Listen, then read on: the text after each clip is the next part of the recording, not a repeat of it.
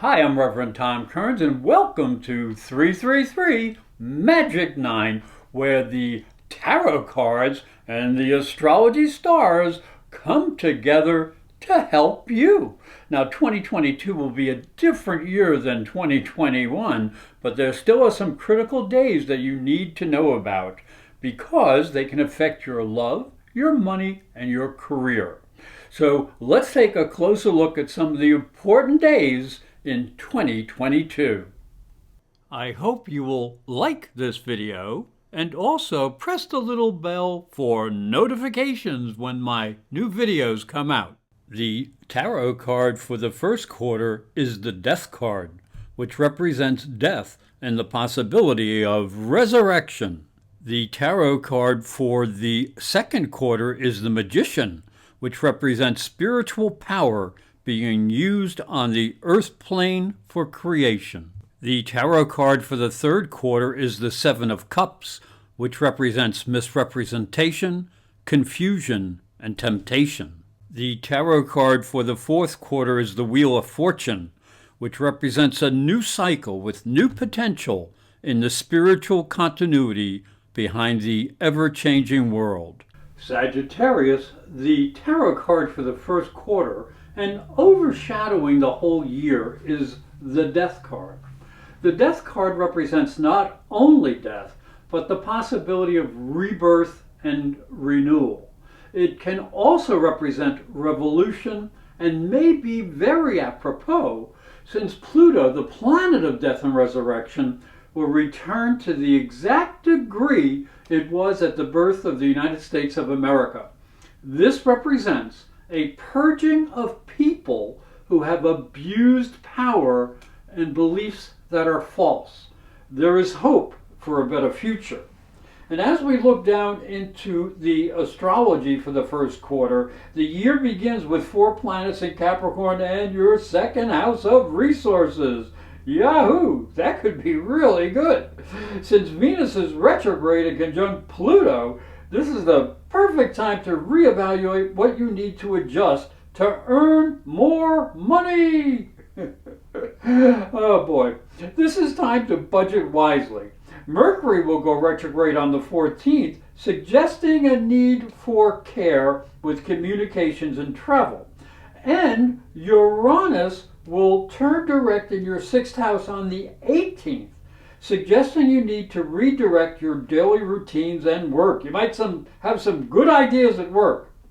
Now, February begins with the Sun, Moon, and Saturn conjunction, and that can have a really powerful impact that brings seriousness to what you need to learn, and perhaps if you have to travel a lot. And you need to control your emotions and speak softly. Mercury and Venus both going direct may help in financial issues, but you have to spend wisely. And then March begins with a new moon conjunct Jupiter in the 4th house, bringing luck and opportunity through your family and also making you feel more emotionally secure. Take communication seriously as Saturn and Mercury are together during the first week. Now, as we move into the second quarter, the card is the Magician. Now, this represents the ability to use all the elements in the act of creation. So earth, air, fire, water, it's all there. So this is a very dynamic energy and suggests that what has been purged will make way for an energy that is more constructive and creative. It also suggests that there is a spiritual power that is being used on the earth plane. And this will coincide, I think, with Jupiter moving from Pisces into Aries. So as we go into the second quarter, the April begins with Venus entering into Pisces, and this can be very good because this is in your house of emotional foundations, and Venus is actually exalted in Pisces, so that can be really helpful in home and family situations, but you do need to be sensitive to others. Jupiter will conjunct Neptune on the 12th, bringing an opportunity to develop a deep sense of emotional security. And you may feel that angels are guiding you. The new moon ends April and May with a powerful boost of energy in your 6th house of routine, so a new level of productivity can be reached with work. But when Mercury goes retrograde on the 10th and Jupiter enters into Aries, well, things can get a little bit messed up because people can be too independent to cooperate or even to be involved in romance. So this will lead to a total lunar eclipse on the 16th where fears and inhibitions will be purged. As we go into June, things settle down as Mercury goes direct on the 3rd. So spend extra time at work, and then Saturn will go retrograde in your house of communications.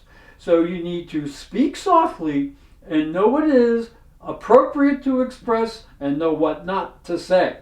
And then the rest of the month have both Venus and Mercury in Gemini, just having a good old time. So make priority out of your relationships and communications with the public.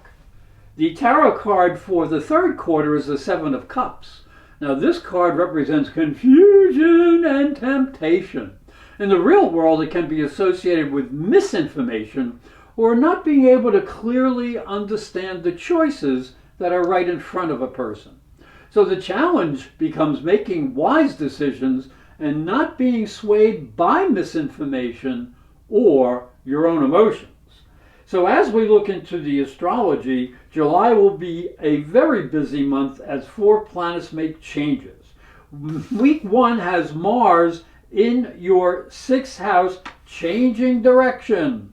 So this makes you want to be more productive at work. Mercury in your 8th house suggests you may receive a very good investment tip, but do check it out twice.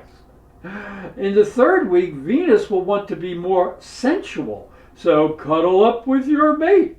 And then Mercury enters up into the 9th house, and that suggests future goals will get you moving. Jupiter will go retrograde on the 28th, and that asks you to reevaluate your pleasure principle and your creative plans. Don't be too excessive.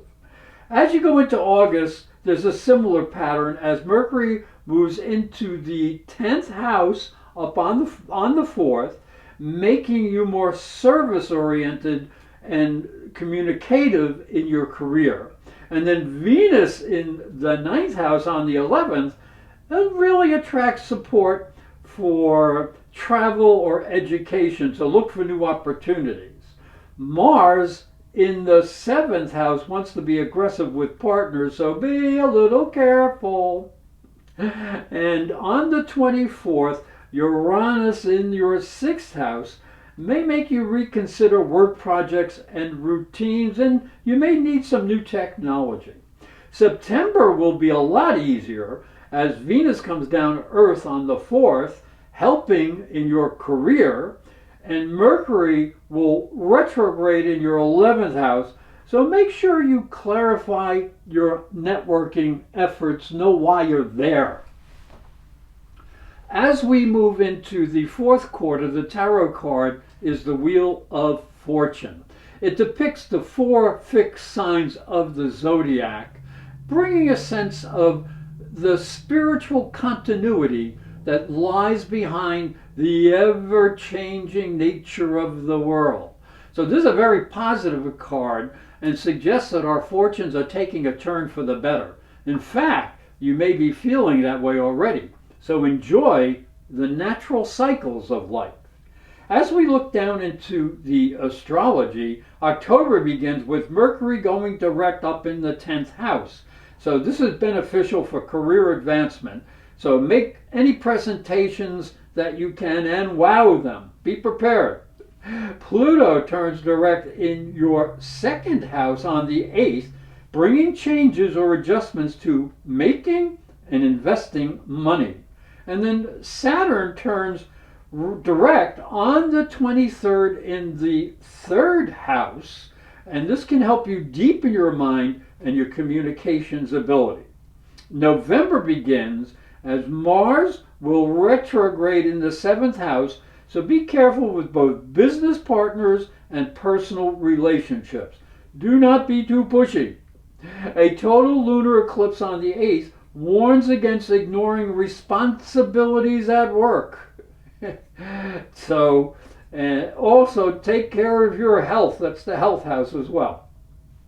Jupiter goes direct on the 23rd in your fourth house, and that begins a beneficial cycle in your sense of emotional security. And then December begins with Neptune. He is also direct in your fourth house, clearing the way for better understanding at home and a deeper sense of your emotional and psychic abilities. Then Venus and Mercury will move into the second house, helping you make, but spend money. And do be careful as Mercury goes retrograde on the 29th, so watch what you say and watch how you're spending money. Hi, I'm Reverend Tom Kearns, and this is my story. If you are a spiritual seeker, it may help you on your journey. I believe your spiritual development is as important as your religion. If you look at Christianity, it focuses on the life of Jesus. But Jesus was never a Christian. He was Jewish. If this thought intrigues you, you'll enjoy my new book, Light from Water, Freeing Jesus. It's available on Amazon.com and through fine bookstores. And it may help you on your spiritual journey. I hope you will like this video and also press the little bell for notifications when my new videos come out. I'd like to thank you for watching. I'd like to thank you for listening. And please subscribe because these videos are free, and that's a great price. And they can help you in the coming year. So please take a moment to ring the bell so you can be notified for new videos. And if you want some deeper information, go to my website, ProfessorAstrology.com, and you can find ways to get a transit chart or a natal chart so you know more about you. And I hope that you have a very great year.